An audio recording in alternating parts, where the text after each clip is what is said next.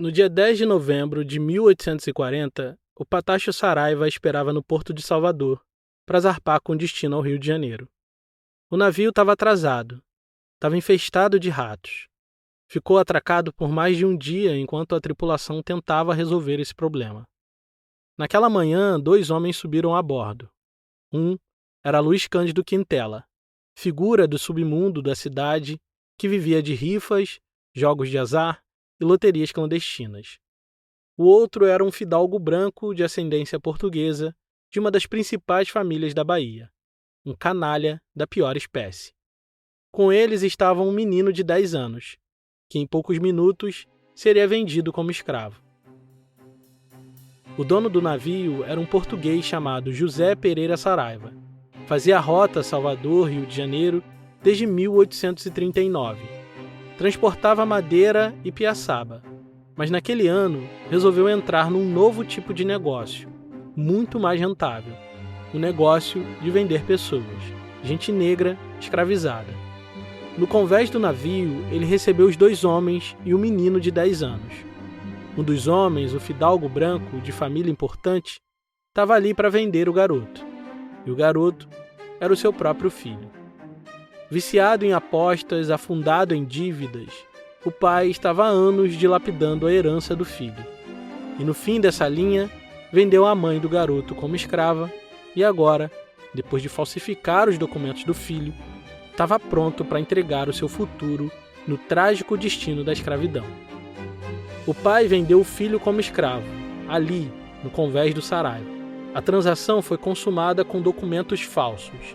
Sem cerimônia, sem despedidas, o menino foi levado para o porão do navio.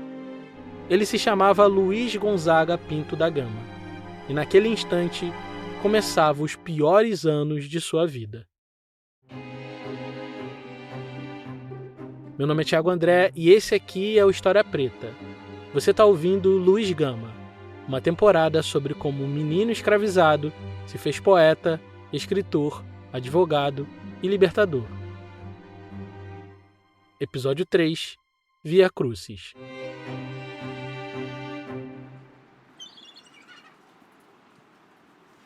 O Patacho Saraiva atracou no Cais do Valongo na tarde de sábado, 21 de novembro de 1840. Foram 10 dias de viagem. Quando o porão se abriu, a luz entrou de uma vez. Depois de dias no escuro e no fedor do navio, o Rio de Janeiro invadiu os sentidos do menino Luiz Gama. O cheiro da marisia tomou o ar. Lá fora, o barulho de centenas de pessoas falando ao mesmo tempo em línguas que o menino conhecia e em outras que nunca tinha ouvido falar. Ao sair do navio, viu primeiro o cais, depois a cidade. O Rio de Janeiro era 2 vezes maior do que a Salvador que Luiz Gama cresceu. A capital do Império era também a maior cidade escravista das Américas. O menino Luiz Gama desceu do navio para o cais, e seus olhos viram centenas de pessoas como ele. Corpo negro exposto sob a luz do sol, prontos para serem vendidos como mercadoria. No Cais do Valongo, pessoas negras se amontoavam, apertadas umas às outras em uma caminhada dolorosa até os depósitos de pessoas que ficavam ao longo da rua. O rosto melancólico, o corpo magro e desnutrido, denunciava que muitos ali, diferente de Luiz Gama, tinha feito uma longa travessia pelo Atlântico. Àquela altura, nos anos 1840, o tráfico atlântico de escravizados estava proibido, ou seja, ninguém poderia trazer escravos diretamente da África para o Brasil. Deveriam lançar mão apenas dos escravizados que já estavam no território nacional, negociando a sua revenda entre províncias. Mas na prática não era isso que acontecia. Uma parte significativa dos escravizados no país eram escravizados ou haviam sido escravizados ilegalmente. Esse é o professor Sidney Chalhoub, doutor em História e autor do livro A Força da Escravidão, Ilegalidade e Costume no Brasil Oitocentista. E, no entanto, o tráfico continuou de forma clandestina depois de ter diminuído bastante no início da década de 1930. Ele retoma, em grande medida em função da demanda da cafeicultura, que cresce muito na segunda metade da década de 30, e você continua com um fluxo enorme de africanos ilegalmente escravizados entrando no país, a maior parte deles pelo porto do Rio de Janeiro. O Rio de Janeiro abrigava o maior mercado de escravizados nas Américas. Mais do que Havana, em Cuba. Mais do que todos os portos do Caribe. Muito mais do que todas as cidades do sul dos Estados Unidos. É curioso pensar nisso. A ideia de cidade maravilhosa, que seria construída muitos anos depois, é tão forte que ajudou a soterrar o fato de que essa cidade foi um cemitério de sonhos, biografias e famílias negras. E esse mercado, naquele momento, majoritariamente clandestino, foi sustentado e mantido pelo Estado brasileiro. O mesmo Estado que proibiu o tráfico atlântico por pressão econômica da Inglaterra foi o Estado responsável por garantir que esse mercado continuasse funcionando por debaixo dos panos, fazendo vistas grossas. Assim, o Rio de Janeiro, capital do Império, se fez protagonista no horror absoluto que representava a escravidão nas Américas. O Rio, se nós pensarmos mais ou menos na metade do século XIX, era uma cidade com uma porcentagem grande de população negra. Você tinha 60% da população, um pouco mais, pessoas afrodescendentes. Era a maior concentração de população escravizada em toda a história da escravidão nas Américas, e também era a maior concentração de africanos de diferentes procedências da África em qualquer lugar do planeta. Para onde o menino Luiz Gama olhasse, tudo que ele via era negro. Tudo que corria, que gritava, que trabalhava, tudo que transportava e carregava era negro. Do cais, o grupo dele foi levado à cidade. Em fila, eles caminharam pela rua que se abria logo à frente. Lojas, armazéns, sobrados com sacadas. A cidade inteira se organizava em torno do comércio de escravos. Quase todas as construções ali, na verdade, eram depósito de pessoas negras. No seu interior, centenas delas eram preparadas para a escravidão. Com o corpo frágil, muitos com doenças de pele, recebiam tratamento estético para facilitar as vendas. O rosto melancólico, o corpo nu, a cabeça raspada, era evidência de um crime que todos decidiram ignorar. O horror escondido em edifícios de arquitetura neoclássica. A cara do Brasil. O menino Luiz Gama foi levado para um desses armazéns, que ficava na Rua do Sabão, número 11, na esquina com a Rua da Candelária. Ali funcionava uma loja de velas. O dono era um comerciante português, de estatura baixa, chamado Joaquim Vieira da Cunha. Apesar de vender velas e outras miudezas na sua loja, não foi assim que Vieira construiu sua fortuna.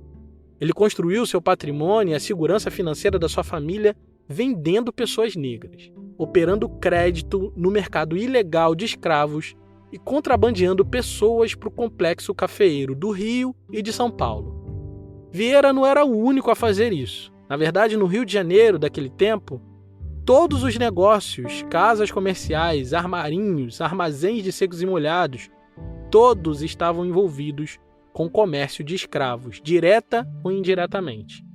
Por isso, sem nenhum constrangimento, Vieira recebeu um garoto de 10 anos em sua casa, junto com um lote de 100 e tantos escravizados recebidos do Patacho Saraiva, seu parceiro comercial. Luiz Gama ficou ali por algumas semanas, aguardando o próximo passo da sua tragédia pessoal. Em dezembro de 1840, essa tragédia ganhou mais um capítulo. Mais uma vez, Luiz Gama foi vendido. Vieira fechou negócio com um contrabandista do Vale do Paraíba chamado Antônio Pereira Cardoso. Ele comprou um lote de 100 e tantos escravizados e Luiz Gama estava no meio deles. Décadas depois, ele lembraria disso com precisão, pois cada passo dessa tragédia pessoal era prova de um crime documentado. Cardoso, o contrabandista que comprou Luiz Gama, ganhava vida com isso. Comprava pessoas negras em lotes e subia com elas para o Vale do Paraíba paulista, no complexo cafeeiro, e vendia um a um em praça pública. Para aquele lote de escravizados, o contrabandista fez uma caravana que saiu do porto do Rio de Janeiro para o porto de Santos e depois de Santos para o interior de São Paulo. Com apenas 10 anos de idade, Luiz Gama foi levado do Rio de Janeiro. E aquele era só o início da sua Via Crucis.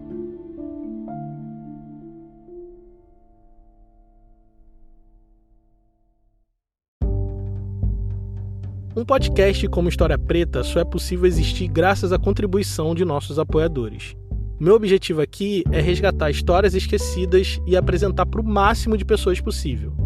Pesquisar, produzir e publicar todo esse conteúdo de graça nas plataformas de áudio faz parte do nosso compromisso com a democratização de um conhecimento muitas vezes restrito ao ambiente acadêmico. Se você acha que esse podcast é importante e quer que ele continue no ar com cada vez mais episódios, considere nos apoiar em apoia.se/História Preta, ou se preferir, em orelo.cc/História Preta.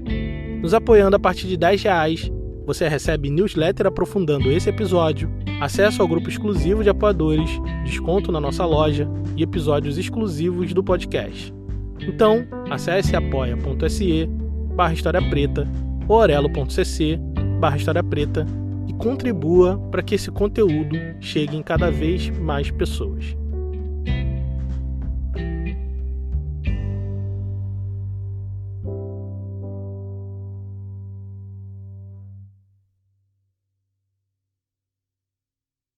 A caravana chegou em Santos pelo mar, mas a cidade não era o destino final. Na verdade, era só o início do trajeto até o complexo cafeeiro no interior paulista. Era um trajeto longo, centenas de quilômetros, e começava por uma subida difícil pela Serra do Mar. Subida que todos os escravizados fariam a pé. Luiz Gama tinha só 10 anos e fez todo esse trajeto descalço, desamparado, faminto.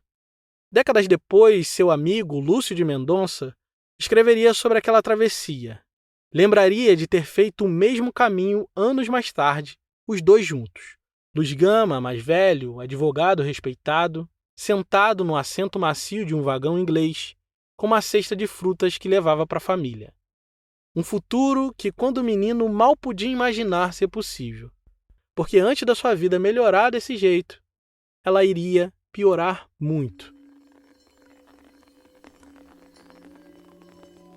Alferes Cardoso, contrabandista de almas, tinha um método para o seu negócio.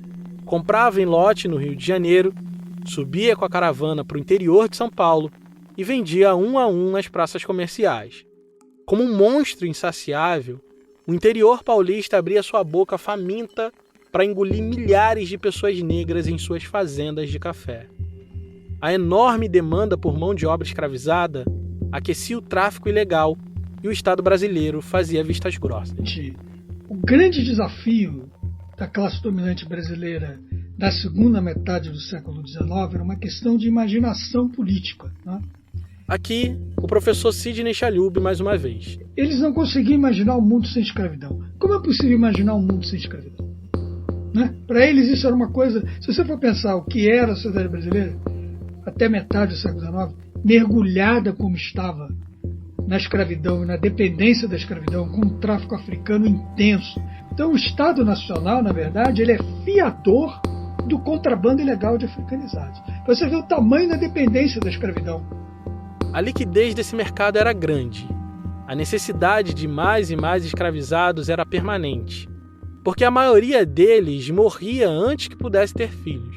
Ou seja, a taxa de natalidade era muito baixa em comparação com a de mortalidade. Morrendo mais do que nascendo, pessoas negras eram substituídas o tempo todo. O trabalho intenso, a fome, as torturas, as doenças incuráveis jogavam a expectativa de vida dos escravizados lá no chão.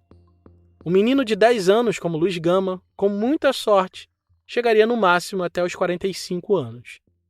Para Luiz Gama, a escravidão se apresentou como pena de morte. Para Alferes Cardoso, seu dono, ela se apresentou como um ótimo negócio. Na sua longa caminhada até o interior paulista, Alferes Cardoso tentou vender Luiz Gama em 3 cidades diferentes: São Paulo, Jundiaí e Campinas. Foi escolhido por muitos compradores, mas no fim era sempre rejeitado como se rejeitam as coisas ruins da vida. Luiz Gama foi rejeitado em cada praça pelo mesmo motivo. Era baiano. E ser baiano naquele mercado era um defeito de origem. Depois da sequência de revoltas escravas na Bahia, que teve seu ápice na Revolta dos Malês em 1835, pessoas negras escravizadas na Bahia passaram a ser vistas como subversivas, tumultuadoras e potenciais causadoras de problemas. E esse estigma se estendia para a origem étnica dessas pessoas negras. A maioria dos escravizados na Bahia, naquele período, eram vindos da costa da Mina, na África Ocidental. Muitos deles de origem iorubá, conhecidos na Bahia como Nagô.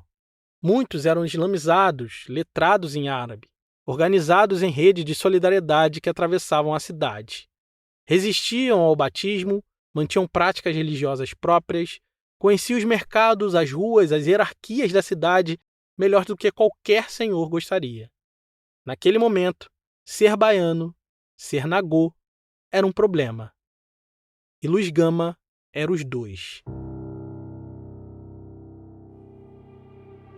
Ele era filho de Luísa Maim, africana livre, de nação Nagô, da Costa da Mina. Uma mulher que a própria autobiografia do filho descreve como geniosa, insofrida e vingativa.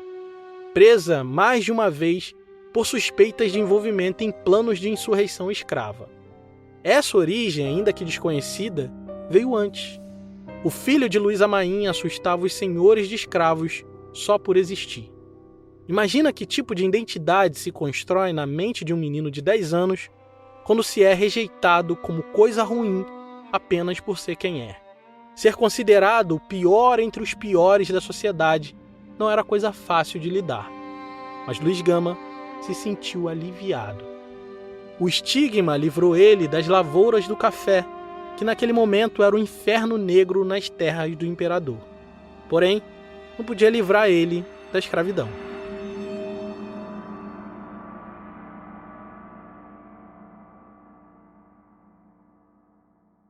Sem comprador, Alferes Cardoso resolveu que ficaria com Luiz Gama para si, como sua propriedade particular.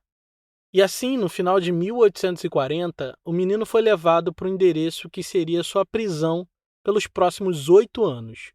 Rua do Comércio, número 2, Sobrado, ao lado da Igreja da Misericórdia, na cidade de São Paulo. Ao todo, Luiz Gama tinha percorrido mais de 300 quilômetros. Essa foi sua via crucis na direção dos seus 8 anos de escravidão em São Paulo. A cidade de São Paulo não se parecia com nada que ele já tinha visto na vida. Ele conhecia muito bem Salvador e teve uma breve passagem pelo Rio de Janeiro, as 2 maiores cidades do Império. Perto delas, São Paulo parecia uma cidadezinha do interior. Não tinha nem 20% da população do Rio de Janeiro, e sua população negra era minúscula, muito diferente da Salvador que Luiz Gama cresceu. As possibilidades de liberdade que existiam nas cidades maiores, alforria, ações judiciais, fundos coletivos de emancipação, eram quase inexistentes ali. Luiz Gama estava num beco sem saída, geográfico e político, e seria muito difícil escapar da escravidão. Mas dentro dessa cidade existia uma outra cidade. Luiz Gama, um menino escravizado, sem pai nem mãe, sem família sanguínea, chegou a essa cidade completamente desamparado. A vida de um escravo na cidade era bem diferente da vida no campo. Na cidade, as pessoas escravizadas tinham algum nível de autonomia, de trânsito, de movimento pelas ruas. Isso dava oportunidade de organização coletiva e construção de comunidade.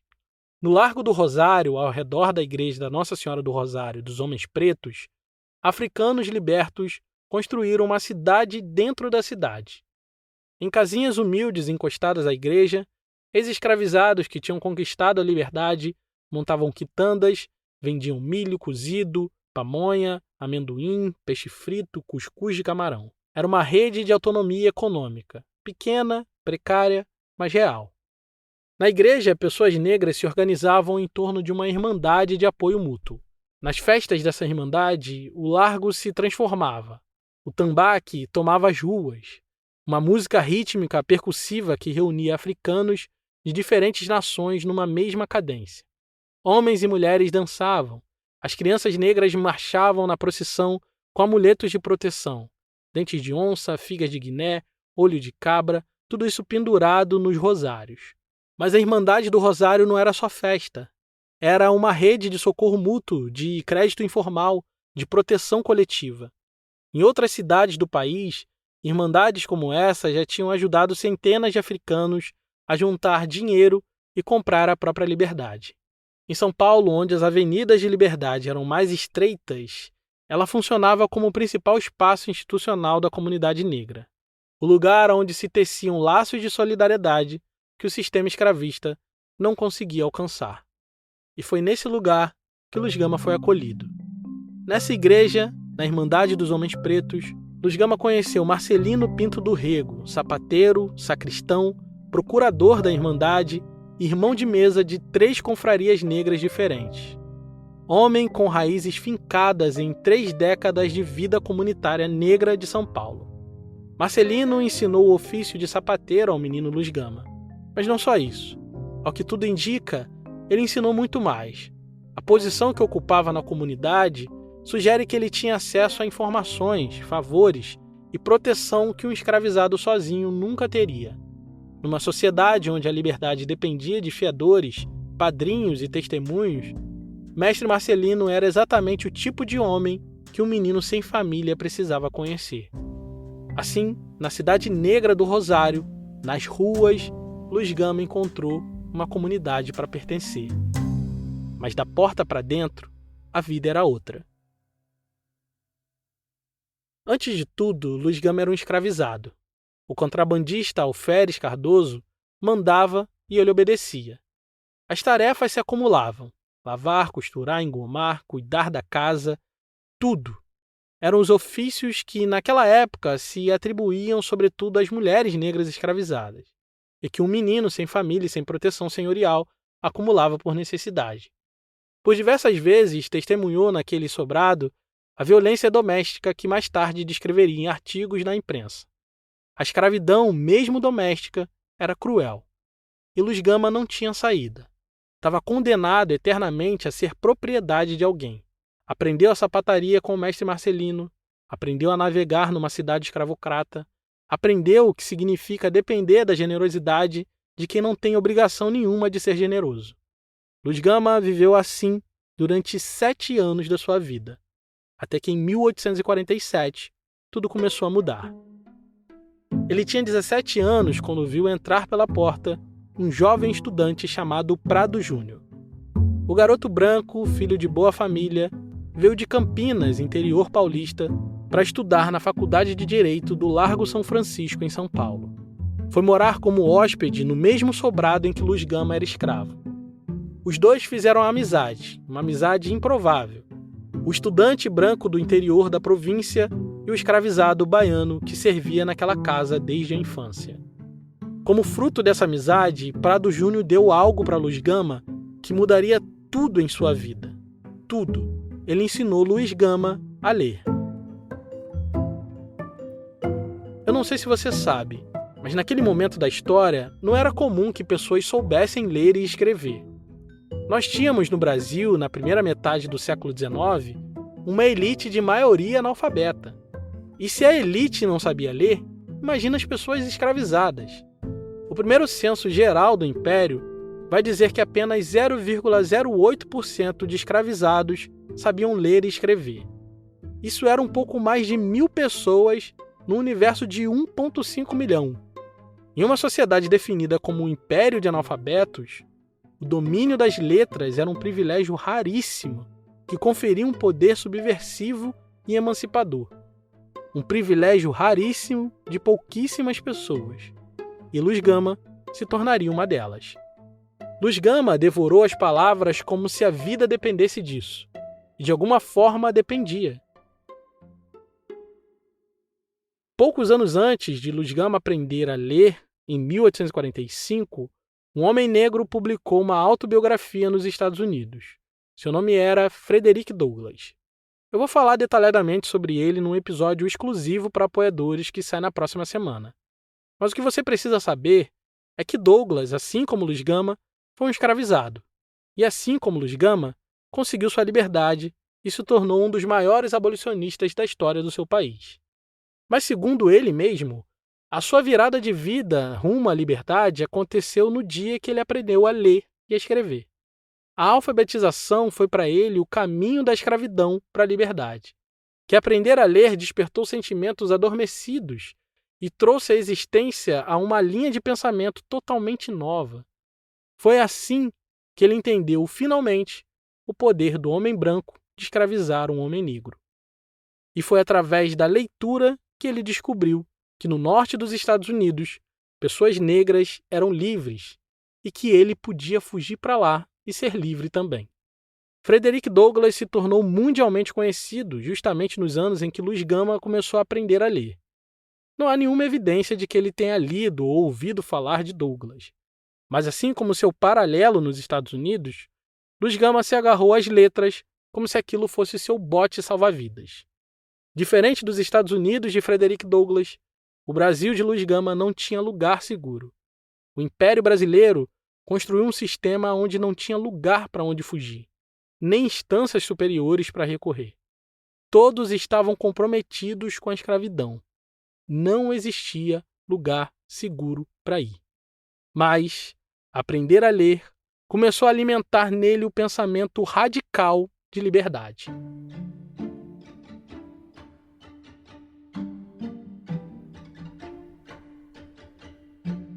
Quando tinha 18 anos de idade, algo mudou. Em sua carta autobiográfica, aquela enigmática, Luiz Gama diz que depois de aprender a ler, algo extraordinário aconteceu na sua vida. Ele descobriu provas irrefutáveis de que sua escravidão era ilegal.